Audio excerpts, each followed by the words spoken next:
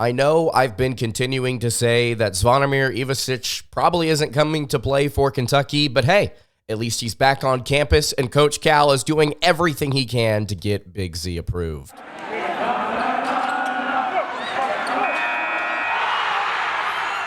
You are Locked On Kentucky, your daily podcast on the Kentucky Wildcats, part of the Locked On Podcast Network, your team every day.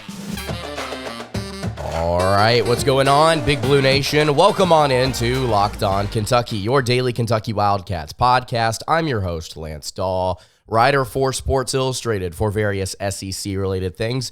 But on this podcast, we take a dive into all things Kentucky athletics. Today's episode is brought to you by FanDuel. You can make every moment more, and right now, new customers get $150 in bonus bets with any winning $5 money line bet. That's $150 if your team wins. You can visit FanDuel.com/LockedOn to get started. On today's episode of Locked On Kentucky, we've got an update in the Zvonimir Ivisic saga. He has returned to campus according to multiple reports. Got some comments from Coach Cal from a couple of days ago about how he feels about the situation. Some interesting things that he had to say as well. Also going to talk about an update with Bracketology, KenPom, all that good stuff that we take a look at here just about once a week. Kentucky's rising in literally every single major thing that we look at. How should we feel about it as Wildcats fans? We'll talk about it later. Thank you so much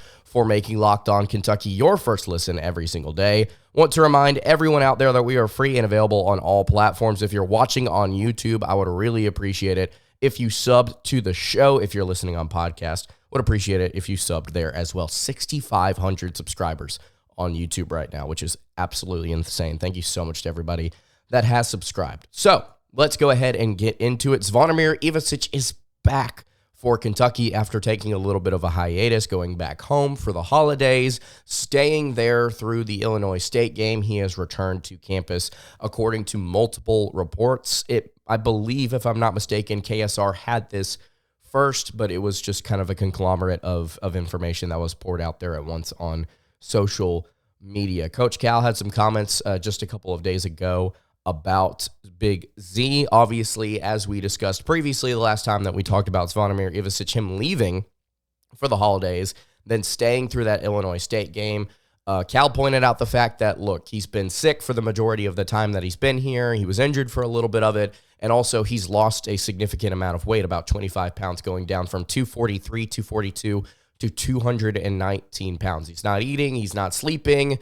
He's not doing well mentally, and he needs a little bit of time to go back home and rest with his family. And absolutely, completely agree. I feel really, really bad for Big Z because whenever you undergo weight loss like that, if that's true in this short amount of time, that's significant, and he needs to be taken care of, and he does need to be able to take a little bit of a rest. I think the biggest thing for me during his time here at Kentucky that I thought was very impressive, he still maintained, and Big Z said this himself in a post that he made on social media, that he maintained a 3.25 GPA, which is really impressive for a student coming from out of the country that the admissions office said could not speak English for, at least that's what we were told. I'm being sarcastic here, but that's the information that we kind of have on hand. But I think that he handled it the best that he could. His first, semester here with the Wildcats, didn't really get a full semester, obviously, because of what was happening with the admissions office and getting him approved and getting him a visa to actually come here, yada, yada, yada. Point being, he got some rest. He was able to go back home, appreciate time with his family over the holidays. I hope you did as well, by the way. And now he's back, and he is going to be participating in team activities. He's going to be not playing. He's going to be on the sideline during games. I believe he's going to be here for the Florida game this weekend in Gainesville.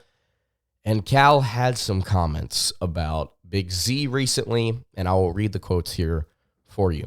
He said, "How about this? He's dying to get back. He wants to play for this university and these fans in the worst way," Calipari said. He went back and told everybody, "I've never been coached this way. I've never been challenged this way. I love the environment, the fans.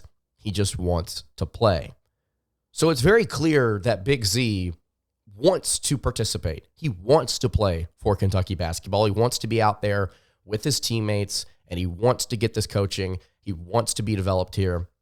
It's not a situation where he's just going to come, take advantage of the resources, and then depart. He actually wants to be a part of Big Blue Nation and what's going on here. And that really does, I think, help some fans out there who have been pretty skeptical and gun-shy, I guess, because of the way that players in the past have either taken advantage of certain things and then just simply not come to play, or if not been given the opportunity to play, utilized the resources and then left and not really said much else about it. I'm not going to name names. You know who we're talking about. Obviously, there's a lot more nuance and information that we don't know about those guys' situations, but point being here, there are a lot of Kentucky fans that don't want this to end up being a similar situation that we've seen pass through the program as of late. We want to be able to actually get these kids in and get them to participate and get them to play. And it's not like Big Z is just another forward. It's just another wing. It's just another guy that you can post up. 7'3", 7'2" guy that can handle the ball, and he loves to shoot threes, and he can knock them down at a pretty efficient clip given his size. He's somebody that would be really fun to watch in this Kentucky offense, and I think would blossom because of his really special, unique skill set. And it's interesting whenever you look at a team like Kentucky basketball and you see all this talent up and down their roster, and you see these unique skill sets, and you say, okay, Kentucky's a complete team right now with the players that they have on paper. You've got guards that can do these things. You've got forwards that can do these things. You've got a guy in Aaron Bradshaw that can knock down outside shots, but is really, really interesting to watch in the paint. And then you still have another guy waiting in the wings right now in Big Z that can do all of these extra things that certain guys on this team can't do. And part of it has to do with the fact that you just can't make any of your players 7'3". There's no magic potion to change that. So it's a valuable piece that is waiting right now to return, and he wants to be here, wants to participate. Coach Cal went on. He said, if he were a pro, he'd be a pro. You can make it like he's a pro. What about this? What about that? What about this? What about the junior that's making $1 million and he's in high school and will go to play college basketball?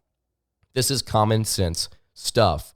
This is why we get into the he say, she say, and we're going to let this kid play and not that kid. That's why I said it in Louisville, the Supreme Court, every court case, common sense, common sense. What Cal is talking about there is the NCAA not approving Big Z yet. And the holdup apparently has to do with his amateur status before joining Kentucky, which several media outlets have pointed out, and I believe mine as well, wildcatstoday.com for Sports Illustrated, has also pointed out. It's kind of funny that the NCAA is putting a big stink on Zvonimir's status because he previously played in another country professionally and got compensated for it. And we are in this era of name, image, likeness, supporting the student athlete, making sure that they can get compensated for actually going to participate and playing in different games across the board for various sports. And the NCAA wants to really stick it to this kid who has been paid to play basketball in another context. So it feels a bit ironic. It also is entertaining that Coach Cal acknowledges, hey, these high schoolers, before they even get to college, are getting compensated a ton of money, and they're not college athletes yet. They're getting paid to do this to varying degrees, and you can argue about the amateurism aspect of that, or whether or not they are truly amateurs anymore. So whether or not we're going to get a clear answer from the NCAA, guys, we still don't have an answer on that as to whether or not that's going to happen soon or it's going to happen never. I believe NCAA offices open back up today, January 2nd, 2024. We'll see what happens with Big Z. We'll see if they're going to actually try and make an effort to move this process along and give him a yes or no answer, because it has been months now, and they are hung up on something that feels like they should not be hung up on, given the current state of college athletics and high school athletics for that matter. So, with all of that being said, what do you think about the situation with Big Z? What do you think about what's going on with Coach Cal trying to push this forward? Big Z wanting to come play? Let me know in the comments below or hit me on the socials at LockedOnUK. All right, Kentucky basketball rising in the KenPom ratings, in Bracketology, and in the AP Top 25 across the board. They are moving from to varying degrees from I think really impressive heights to just kind of slowly moving their way up across these different websites. I want to break all of it down in just a second. Before I do that, though, I want to tell you guys about our friends over at FanDuel. The NFL regular season is wrapping up, but there is still time to get in on the action with FanDuel, America's #1 sports book, because right now new customers get $150 in bonus bets guaranteed when you place a $5 bet. That's $150 in bonus bets, win or lose. The app is so easy to use, and there's so many different ways to bet, like live game or live same game parlays. You can find new bets in the new Explore tab on FanDuel. You can make a parlay in the Parlay Hub,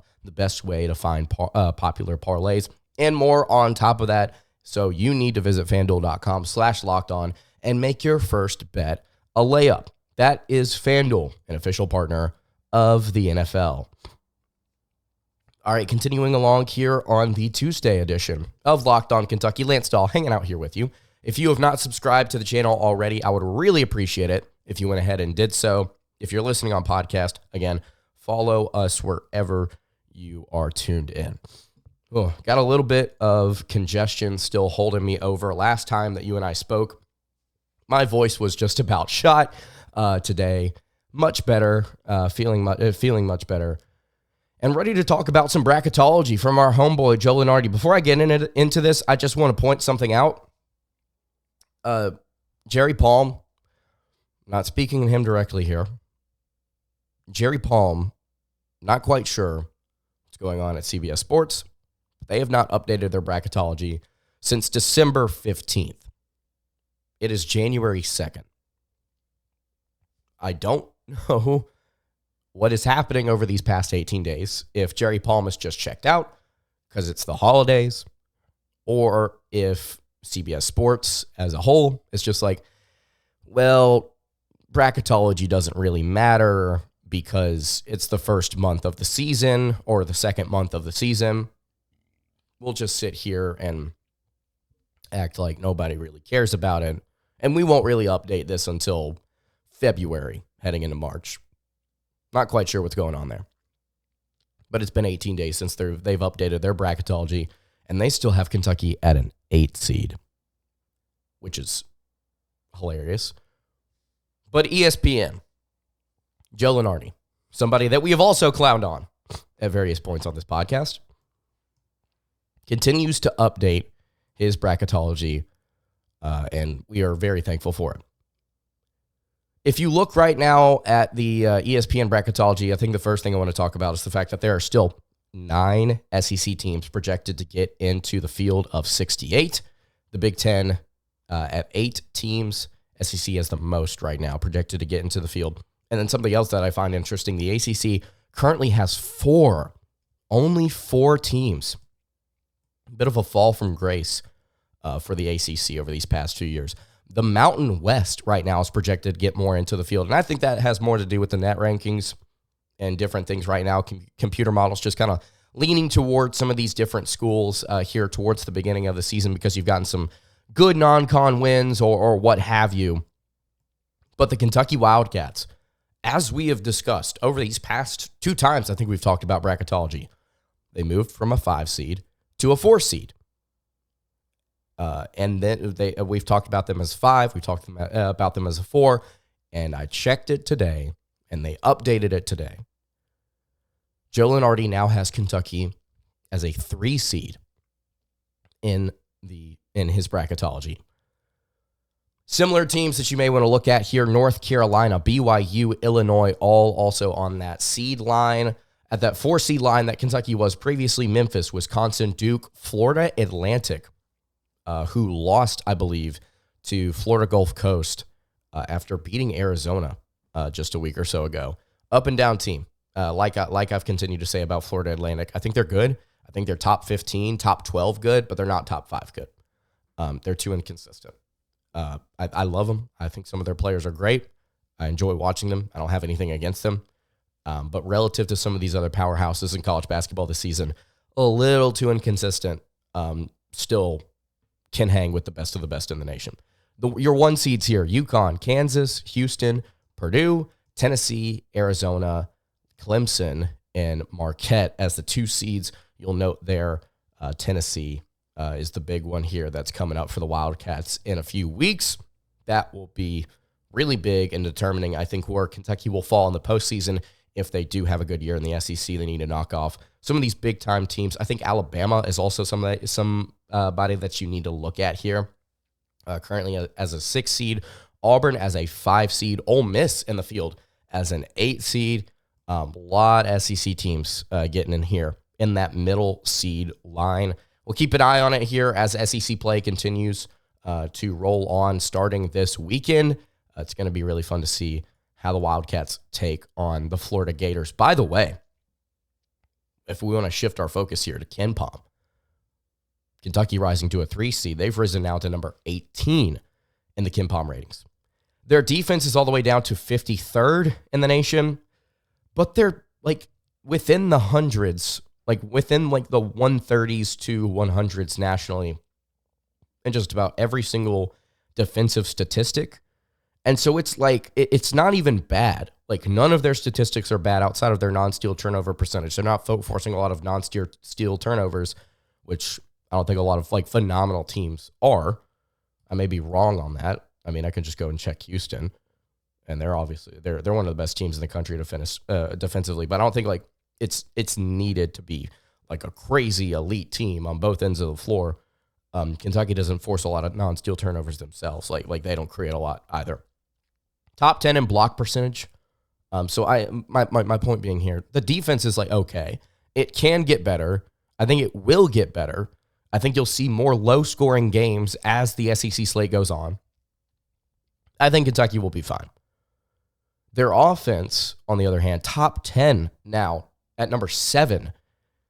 Top 8 in effective field goal percentage, top 4 in turnover percentage, top 3 in three-point percentage. Kentucky's offense, very efficient, very fast. Kentucky now knocking on the door of the top 25 is one of the tallest teams in the country in terms of average height per player in the rotation. Kentucky's got height, they've got speed, they've got athleticism, and they will take it into Gainesville. And this is what I was going to say a little bit ago, but I got carried away. KenPom now projects Kentucky to win that game against Florida.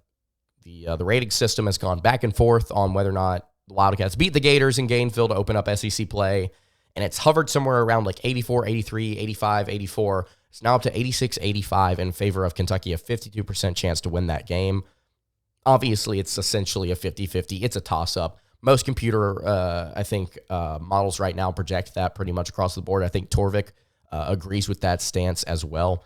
It's going to be a fun, competitive game that I'm really looking forward to. I wish I was going to, but now it is shifted in the favor of UK on KenPom. So Kentucky, now a top 18 team. Defense slid a little after that game against Illinois State, but the offense, top 7 now. Kentucky on the rise in bracketology, in the KenPom ratings, and then also in the AP poll. The Kentucky Wildcats now move up to number 6 in the AP poll, 2 spots. I believe Arizona dropped to number 10 in the AP poll. Tennessee still inside the top 5 at number 5. I've seen a lot of people complain about the fact that Tennessee should not be ranked that high. I don't think they should either. But unfortunately, I think we may be living in a world where Kentucky is going to be battling around that top 10, top 5 with UT because both of them are going to win a significant amount of their conference games. Hopefully, knock on wood, Kentucky does that. But Tennessee, I think, they're going to win some SEC games. And so, therefore, they're still going to be ranked pretty high, I think, for the majority of the season. I hope I'm wrong on that. I really do. I'd like to be wrong on that. But you're looking at probably the second best or the best team in the SEC right now in Tennessee. Alabama's going to have a great shot to kind of rebound here and improve their record. They're already back at 8-5. So we'll see what happens. Kentucky rising in the AP poll. The Bracketology released from ESPN, and then the KenPom ratings. Really excited to see what happens in Gainesville this weekend. We're going to have a preview episode on Friday. It's going to be a big-time episode. I cannot wait to break down the Gators and what they do. Make sure you are subscribed to the show so you do not miss that. And I think it's going to do it today for today's episode of Locked On Kentucky. You can follow the show on Twitter at LockedOnUK. You can follow me on Twitter at LanceDawe_, and you can follow the show over on Instagram. That is at Kentucky Podcast. Any questions, comments, concerns, leave them in the YouTube comments below. Hit me on the socials. I will see you all tomorrow for another episode of Locked On Kentucky. Hope you guys have a great rest of your day, and God bless.